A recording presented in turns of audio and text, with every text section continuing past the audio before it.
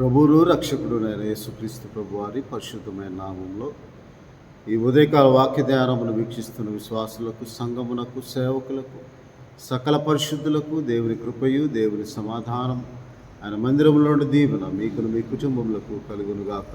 ఆమేన్. ఉదయకాల వాక్య ధ్యానము మత్తయి సువార్త 17వ అధ్యాయము 5వ వచనమును ధ్యానం చేసుకుందాం.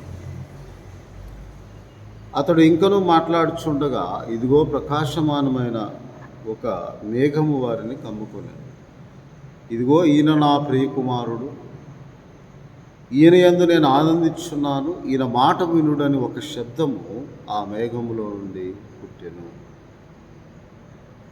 యేసుక్రీస్తు ప్రభువారు ప్రతిదినము అనుదినము ఏకాంతముగా కొండ ఎక్కి ప్రార్థన చేయుటకు ఆయన ప్రతి రాత్రి ప్రార్థనలో గట్టువాడిగా ఉన్నాడని దేవుని వాక్యంలో రాయబడి ఉంది. ఆ సమయంలో, ఆ ప్రార్థన సమయంలో ఒకనాడు ఆయన తన శిష్యుల్లో పేతురును, యాకోబును సహోదరుని యోహాను వెంట పెట్టుకొని ఎత్తైన ఒక కొండ మీదకి ఏకాంతముగా పోయి వారి ఎదుట రూపాంతరము పొందెను. ఆయన ముఖము సూర్యుని వలె ప్రకాశించెను, ఆయన వస్త్రములు వెలుగు వలె తెల్లనివి ఆయు. ఇదిగో మోషేయు ఏలియాయు వారికి కనబడి ఆయనతో మాట్లాడుచుంది. అప్పుడు పేతురు, ప్రభువా, మనం ఇక్కడ ఉండటం మంచిది, నీకు ఇష్టమైతే ఇక్కడ నీకు ఒకటి, మోషేకు ఒకటి, ఏలియాకు ఒకటి 3 పర్ణశాలలు కొట్టుదని వేస్తూ చెప్పాను. అతడు ఇంకనూ మాట్లాడుచుండగా, ఇదిగో ప్రకాశమానమైన ఒక మేఘము వారిని కమ్ముకొని, ఇదిగో ఈయన నా ప్రియకుమారుడు, ఈయన యందు నేను ఆనందించుచున్నాను, ఈయన మాట వినుడని ఒక శబ్దము ఆ మేఘంలో నుండి పుట్టింది. ఈయన మాట వినుడి, ఈయన నా ప్రియకుమారుడు. ఎవరి ప్రియకుమారుడు? దేవుని ప్రియకుమారుడు. దేవునికి ప్రాణప్రియుడు, ప్రియమైన కుమారుడు. అందువలన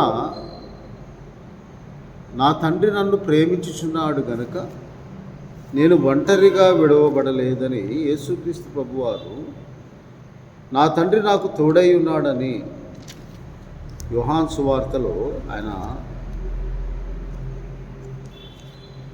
ఈ మాటలు చెప్పి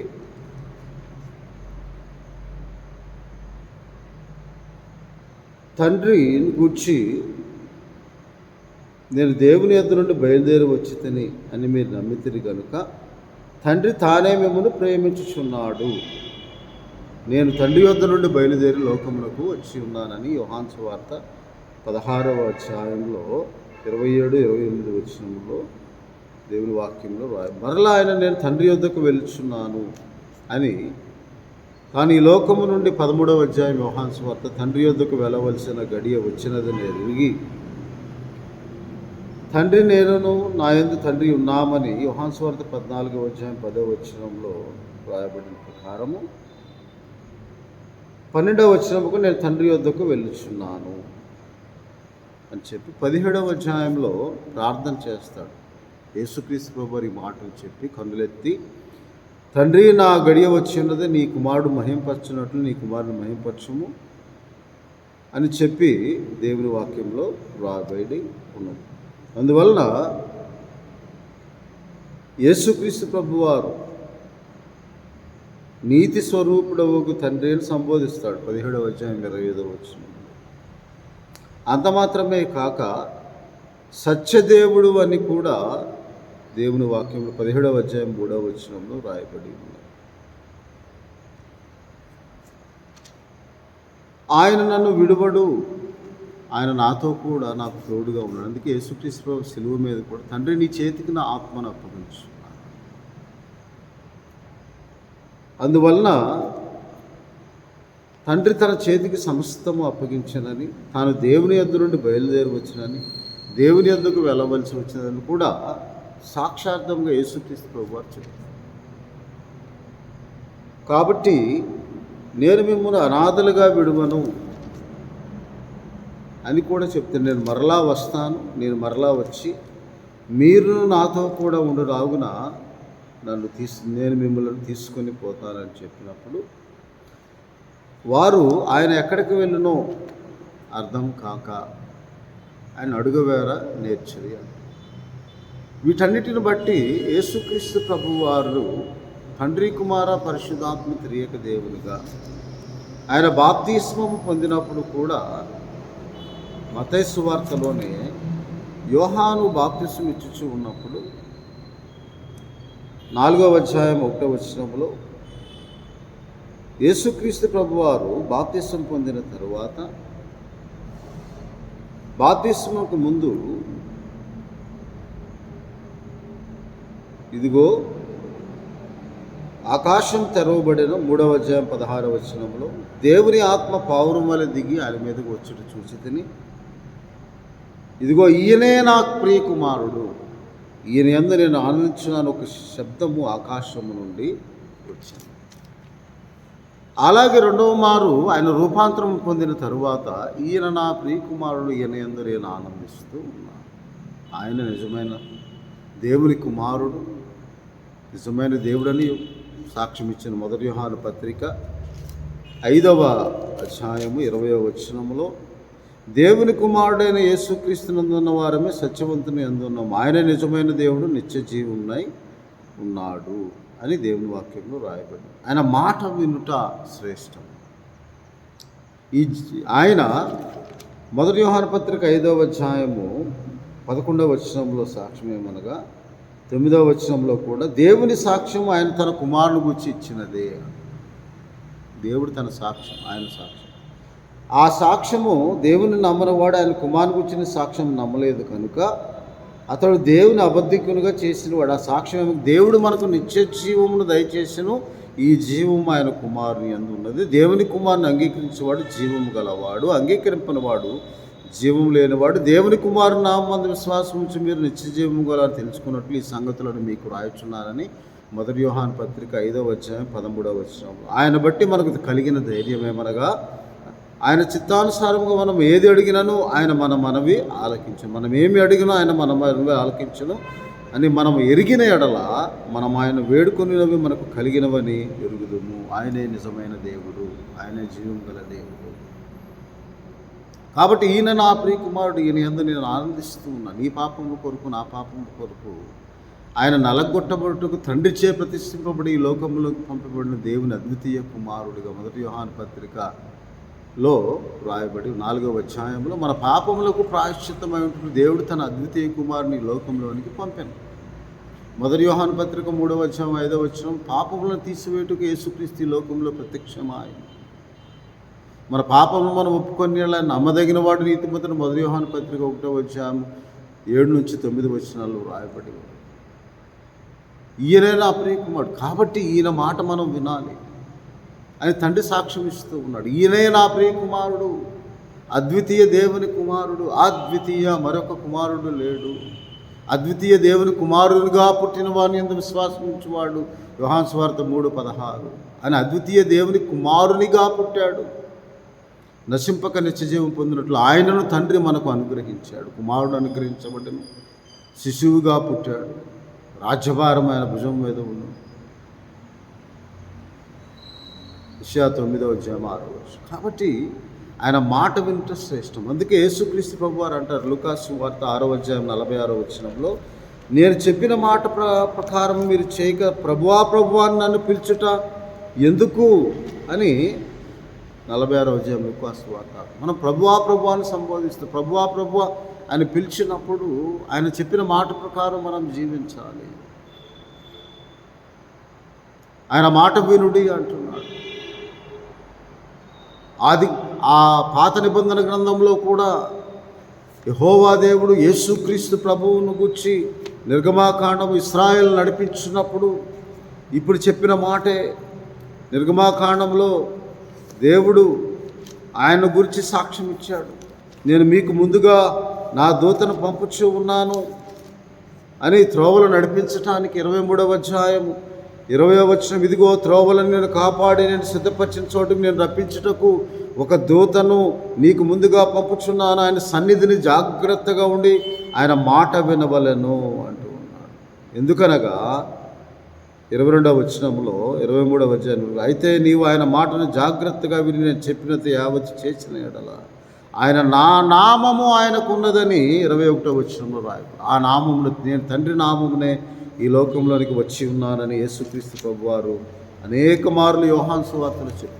ఆ నామము, ఆ దూతగా ఇశ్రాయేలుకు ముందుగా నడిచిన దైవముగా యెహోవాను నామము వహించిన వాడే యేసుక్రీస్తు ప్రభువుగా, దేవుని అద్వితీయ కుమారునిగా, నీ పాపముల నుండి నా పాపముల నుండి ఐగుప్తు బానిసత్వం నుండి ఇశ్రాయేలును విడిపించుటకు ముందు నడిపించిన దైవమే ఈ లోకంలో శరీరధారిగా దైవత్వము సర్వసంపూర్ణముగా ఆయన యందు నివసించినట్లు, ఆయన శరీరం ముందు నివసించినట్లుగా ఒక శరీరమును ధరించుకుని అద్వితీయ దేవుని కుమారునిగా ఈ లోకంలోనికి పుట్టి నిన్ను నన్ను పాప బానిసత్వమును విడిపించడానికి, పాపములు పరిహరించడానికి, పాపములు క్షమించటకు అధికారము గలవాడే తండ్రిచే ప్రతిష్ఠింపబడి ఈ లోకంలోకి తండ్రి నామమున వచ్చి ఉన్నాడు. దేవుని యొద్ద నుండి వచ్చి ఉన్నాడు. నేను తండ్రి నామమున వచ్చి ఉన్నానని యేసుక్రీస్తు ప్రభువారు చెప్తున్నారు. గొర్రెల కాపరిగా, మంచి కాపరిగా, ప్రధాన కాపరిగా, గొప్ప కాపరిగా, ఆత్మల కాపరిగా ఆయన ఈ లోకంలోనికి వచ్చాడని దేవుని వాక్యములో రాయబడి ఉన్నది. కాబట్టి యోహాను సువార్త 10వ అధ్యాయం 35వ వచనంలో తండ్రి ప్రతిష్ఠ చేసి ఈ లోకంలోనికి పంపబడిన వాడు ఆయన, ఈయనే నా ప్రియ కుమారుడు అని చెప్పడానికి గల కారణం, తండ్రి నామమున ఈ లోకంలోనికి వచ్చి ఉన్నాడని, ఈయనే నా ప్రియ కుమారుడు, ఈయన మాట వినుడి, ఈయనే నా ప్రియ కుమారుడు, ఈయన ఎందు ఆనందిస్తూ ఉన్న తండ్రి అతనిని మన పాపముల నిమిత్తము పాప శిక్షను అతని మీద మోపుటకు తండ్రికి ఇష్టమాయను. అతడు నల్లగొట్టబట్టుకు తండ్రికి ఇష్టమాయను. ఎందుకనగా తండ్రి ఏర్పరచుకున్నవాడు, తండ్రి ప్రతిష్ఠించినవాడు, ఆ దేవుణ్ణి, ఆ కుమారుణ్ణి మనం నమ్ముకోవాలి. మన ప్రాణమునకు ప్రియుడు కాదు, దేవునికి ప్రియుడు, ప్రియ కుమారుడు, అద్వితీయ దేవుని కుమారునిగా ఈ లోకంలోనికి వచ్చి తండ్రి నామమున నేను వచ్చి ఉన్నానని యేసుక్రీస్తు ప్రభువారు చెప్పారు. అనాదిగా ఏ నామమును ఆయన నా నామం ఆయనకున్నది అంటాడు. కాబట్టి యోహాను సువార్తలో కూడా మనము చదవచ్చు. అందువల్ల ఆయన నామందు విశ్వాసం ఉంచి ప్రతివాడు నిత్య జీవం పొందుటకు, ఆ జీవం యేసుక్రీస్తునందు దేవుని కుమారుని యందు మనకు అనుగ్రహిస్తుంది. ఆయన మార్గము, సత్యము, జీవమై ఈ లోకంలో తండ్రి నన్ను గూర్చి తండ్రి సాక్ష్యం ఇస్తూ ఉన్నాడంట. ఆ సాక్ష్యము సత్యము. యోహాను సువార్త 8వ అధ్యాయం 18వ వచనంలో నన్ను గూర్చి నేను సాక్ష్యం చెప్పుకునేవాడును, నన్ను పంపిన తండ్రియే నన్ను గూర్చి సాక్ష్యం ఇస్తూ ఉన్నాడు, ఈయనే నా ప్రియ కుమారుడు. కాబట్టి నేను తండ్రి నామం నా అంతటా నేను వచ్చి ఉంటుంది, నేను దేవుని యొద్ద నుండి వచ్చి దేవుని వలన వినిన సత్యమును మీకుతో చెప్పుటకు నేను పరలోకం నుండి ఈ లోకంలోకి వచ్చాను. యోహాను సువార్త 8వ అధ్యాయము 28వ వచనంలో, కావున యేసు మీరు మనిషి కుమారుడు పైకెత్తినప్పుడు నేనే ఆయనను నా అంతటా నేనేమీ చేయక నా తండ్రి నాకు నేర్పినట్లు ఈ సంగతులు మాట్లాడితే మీరు నన్ను పంపినవాడు నాకు తోడై ఉన్నాడు, ఆయనకి ఇష్టమైన కార్యం ఎల్లప్పుడూ చేయదును కనుక ఆయన నన్ను ఒంటరిగా విడిచిపెట్టలేదు అని చెప్పిన అనేకులు ఆయన యందు విశ్వాసం ఉంచారు. కాబట్టి మనము కూడా ఆ నామము యందు విశ్వాసం ఉంచాలి. ఆ నామము నందు మనము నేను చేయబోద నాది కాదు నన్ను పంపిన వాందని యోహాను సువార్త 7వ అధ్యాయంలో చెప్తాడు. నేను నా తండ్రి నామమున నేను వచ్చి ఉన్నానని యేసుక్రీస్తు ప్రభువారు అనేక మార్లు చెప్పి, కాబట్టి ఈయన నా ప్రియ కుమారుడు యందు ఆనందించి మనము కూడా ఆయన యందు ఆనందించాలి. ఆయన చేసిన శిలువ యాగమునందు ఆనందము పొందుకో, పరిశుద్ధాత్మ యందు ఆనందము పొందుకో, ఆయన నమ్ముకోవడం వల్ల కలిగే ఆనందము పరలోకంలో దేవుని దూత ఎదుట సంతోషం కలుగుతుంది. కాబట్టి ఆ అద్వితీయ దేవుని కుమారునిగా ఈ లోకంలోకి వచ్చాడు, నిన్ను నన్ను రక్షించాలి అని నీవు ఎరిగిన ఎడల, నమ్మిన ఎడల, విశ్వసించిన ఎడల ఆ విశ్వాసమే నిన్ను రక్షిస్తుంది, ఆ విశ్వాసమే నిన్ను స్వస్థపరుస్తుంది, ఆ విశ్వాసమే నిన్ను బాగు చేస్తుంది, ఆ విశ్వాసమే నీలో కార్యసిద్ధి కలుగజేస్తుంది, నీ ఆత్మను రక్షించుటకు శక్తిగల వాక్యముగా ప్రకటింపబడిన యేసుక్రీస్తు ప్రభువును గుర్చిన సాక్ష్యము, శిష్యులు కూడా అపోస్తలులు కూడా ఇచ్చిన సాక్ష్యం నీవు నమ్మినడల దేవుని మహిమను, ఈయనే నా ప్రియ కుమారుడు, ఆయన రూపాంతరం చేయాలి. అందువల్ల మనము కూడా అద్వితీయ దేవుని కుమారుగా ఈ లోకంలోకి వచ్చిన యేసుక్రీస్తు ప్రభు, తండ్రి నామమున తండ్రి చే ప్రతిష్ఠింపబడి ఈ లోకంలోకి పంపబడిన యేసుక్రీస్తు ప్రభువు నీవు నమ్మినడలు దేవుని మహిమను ఆయనే మహిమ, ఆయనే దేవుని యొక్క ప్రభావ స్వరూప దర్శనం, అదృశ్య దేవుని స్వరూపి అయి ఆయన దృశ్య రూపంగా ఈ లోకంలో శరీరధారిగా ఈ లోకంలోనికి పాత నిబంధనలో ఎవరు చూడని దేవుడు ఈ లోకంలో అద్వితీయ దేవుని కుమారుడిగా అదృశ్య దేవుని స్వరూపి అనే దేవుడిని తను తాను దేవుని స్వరూపిగా ప్రత్యక్షపరచుకోండి. దేవుడు ఎలాగుంటాడో తను తాను ప్రత్యక్షపరచుకున్నాడు. కాబట్టి అద్వితీయ దేవుని వలన వచ్చి తండ్రి నామం నేను వచ్చి ఉన్నాను యోహాను సువార్త 5వ అధ్యాయము 43వ వచనం రాస్తున్నాడు. కాబట్టి 24వ వచనంలో నా మాట విని నన్ను పంపిన వారిని విశ్వాసం ఉంచేవాడు నిత్య జీవము గలవాడు, వారి తీర్పులోనికి రాక మరణము నుండి జీవంలోనికి దాటి ఉన్నాడు. కాబట్టి ఆయన రూపాంతరము పొంది తన మహిమను కనపరిచి ఈయనే నా ప్రియకుమారుడు, ఈయన యందు నేను ఆనందిస్తున్నా, ఈయన మాట వినుడు, ఈయనే నా ప్రియకుమారుడు, ఈయన యందు నేను ఆనందిస్తున్నాను. యెషయా గ్రంథం 53వ అధ్యాయం అంతయు. కొలసీ పత్రిక 1వ అధ్యాయంలో మనము దేవునితో సమాధాన పడినట్లుగా సమాధానకర్తయు అధిపతిగా ఆయన ఈ లోకంలోనికి సర్వము ఆయన ద్వారా ఆయన యందు ఆయన్ని బట్టి సృజింపబడిన ఆయన అన్నిటికంటే ముందు ఉన్నవాడు. కాబట్టి ఆయనకు అన్నిటి విషయంలో ప్రాముఖ్యము కలుగు నిమిత్తము ఆయన ఆది అయి ఉండి మృతుల్లో ఉండి లేచుట్లో ఆది సంభూతుడు ఆయన ద్వారా సమస్తమును భూలోకమందు అయినను పరలోకమందున వాటిని ఆయన ద్వారా తనతో సమాధానపరచుకోనవల్లని తండ్రికి అభిష్టమాయను. ఎలాగ సమాధానపరుచుకున్నాడు? 53వ అధ్యాయం యెషయా గ్రంథంలో ఇలాగూ దేవుని వాక్యంలో రాయబడింది, ఎలాగూ తండ్రి తనతో సమాధానపరుచుకున్నాడు పరలోకమందు అయిన వాటిని. ఎందుకనగా 5వ వచనంలో మన అతిక్రమములను బట్టి అతడు గాయపరచబడెను, మన దోషములను బట్టి నలుగొట్టబడెను, మన సమాధానార్థమైన శిక్ష అతని మీద పడిన, ఆయన పొందిన దెబ్బల చేత మనకు ఆత్మీయ స్వస్థత కలిగి ఉన్నది. యెహోవా మనందరి దోషం అతని మీద మోపెను, మన అతిక్రమం బట్టి అతడు మొత్తబడెను. ఎందుకు అనగా 10వ వచనంలో 53 అతడు నలుగొట్టబట్టుకు తండ్రికి ఇష్టమాయ. కాబట్టి అనేకుల పాపం భరించి తిరుగుబాటు చేసిన వారి గురించి విజ్ఞాపనం చేస్తూ యేసుక్రీస్తు ప్రభువును మనం రక్షకునిగా నమ్మినాం. ఆ సమాధాన స్థితిని నీకు దేవుడు అనుగ్రహిస్తాడు. కృపయు సమాధానము కృపాసత్య సంపూర్ణుడుగా ఆయన మధ్య నివసించి మనకు అనుగ్రహించి పరలోకంలోకి వెళ్ళి తండ్రి కుడిపార్శ్వన ఆశ్రయం తిరిగి మరలా రానై ఉన్న యేసుక్రీస్తు ప్రభు అనబడిన అద్వితీయ దేవునికి మారునామం తండ్రి నామమును వచ్చి ఉన్నాడు నమ్మినవాడు, తండ్రి చే ప్రతిష్ఠింపబడి వచ్చి ఈ లోకంలోనికి వచ్చి ఉన్నాడు నమ్మినాడలా దేవుని మహిమై ఉన్న యేసుక్రీస్తు ప్రభువుని నేను చూస్తాను. ఆయన మనకు మహిమయు నిరీక్షణ అయి ఉన్నాడు. ఆ నిరీక్షణ నీవు కలిగినప్పుడు, ఆ నిరీక్షణ తేరు చూచినప్పుడు, ఎదురు చూచి ఆపేక్ష కలిగి దేవుని రాకడ కొరకు ఎదురు చూసినప్పుడు మరలా ఆయన వచ్చి తనతో కూడా సదాకాలం ఉంటాడని తీసుకుంటాడు. దానికి అవసరమైనది ఒకటే, ఆయన మాట వినుట.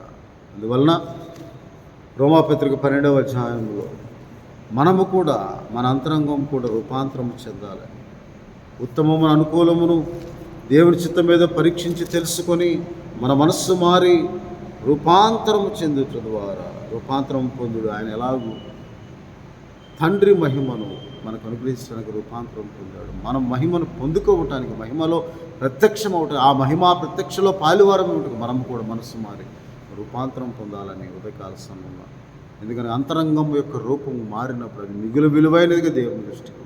కాబట్టి దేవుని ఎదుట యథార్థవంతులుగా, దేవుని ఎదుట మన నిర్దోషముగా, ఆత్మలో కపటం లేని వారు, మన అతిక్రమ పరిహారం పొందిన వారంగా, మన పాపలకు ప్రాయశ్చిత్తం పొందిన వారంగా రూపాంతరము చెంది దేవుని మహిమను చూసి వారు ఉండాలి. ఉదయకాల సమయంలో దేవుడు యేసుక్రీస్తు ప్రభువుని నమ్ముకుంటూ వల్ల మనకు కలిగే ప్రతిఫలము మన ఆత్మరక్షణ, ఆత్మ ప్రత్యక్షతలో మనము పాలువారముగా ఉంటాము. ఇది నిజము, దీన్ని నమ్ముమని ఆయన రాకుడికి ఎదురు చూచి ఆయన మరలా వచ్చి ఆయన ప్రత్యక్షమైనప్పుడు ఆయన మహిమా ప్రత్యక్షతలో మనము పాలువారముగా ఉండాలని, మొదట ఆయన మాట వినుటకు ఆసక్తి గలవారము, ఆయన వాక్యము గ్రహించి అంగీకరించి అవలంబించు వారముగా ఉండాలని దేవుడు ఉదయకాల సమయంలో మనతో మాట ఆత్మ నడిపింపును దేవుడు మనకు దయచేయుగాక. రూపాంతరమును అంతరముకు స్వభావం మారి మన పరివర్తన చెందుట ద్వారా, యేసుక్రీస్తు ప్రభువును అంగీకరించడం ద్వారా మనం నూతన ఆత్మను, నూతన మనస్సును, నూతన హృదయమును, నూతన జీవమును యేసుక్రీస్తు ద్వారా పొందుకొని రూపాంతరం చెందినట్లుగా ఆత్మ సహాయం దేవుడు మనకు దయచేయను గాక. ప్రభువానికి స్తోత్రాలు. అవును తండ్రి, మేము రూపాంతరం పొందుట ద్వారా నీ వలన అనుగ్రహింపబడిన జీవమును పొందుకుంటే యోగ్యులమై మీ సన్నిధిలో మీరు ప్రత్యక్షమైనప్పుడు మీ మహిమా ప్రత్యక్షతలో పాలువారంగా ఉన్నట్లు సహాయం దయచేయండి. మీ మాట వినుట శ్రేష్టమని, మీ మాట మీ బోధను కనిపెట్టుకుని మరియా ఎలాగో మీ పాదం చెంత కూర్చొని అవసరమైనది ఒకటే, ఉత్తమమైనది మేము ఎంచుకున్నట్లుగా మేము ఉత్తమమును అనుకూలమును మీ చిత్తములకు అనుకూలమైనదని పరీక్షించి తెలుసుకుని రూపాంతరం పొందినట్లు మీ పరిశుద్ధాత్మ సహాయం దయచేయండి. ఈ వీడియో ద్వారా వీక్షిస్తున్న ప్రతి ఒక్కరిని మీరు దర్శించి దీవించండి. యేసుక్రీస్తు ప్రభు వారి పరిశుద్ధమైన నామము మందిరంలో నుండి ప్రార్థన చేయించున్నాం తండ్రి అయిన దేవుని ప్రేమ, ప్రభువుల రక్షకుడైన యేసుక్రీస్తు వారి కృప, పరిశుద్ధాత్మని చాదనాన్యని సహవాసం ఇది మొదలుకొని నిరంతరం ఆయన వచ్చే వరకు ఆయన కృప, ఆయన క్షేమం, ఆయన దయ, వాత్సల్యత పరిశుద్ధాత్మ దేవుడు మనకు తోడై ఉండి నడిపించునుగాక, ఆశీర్వదించునుగాక.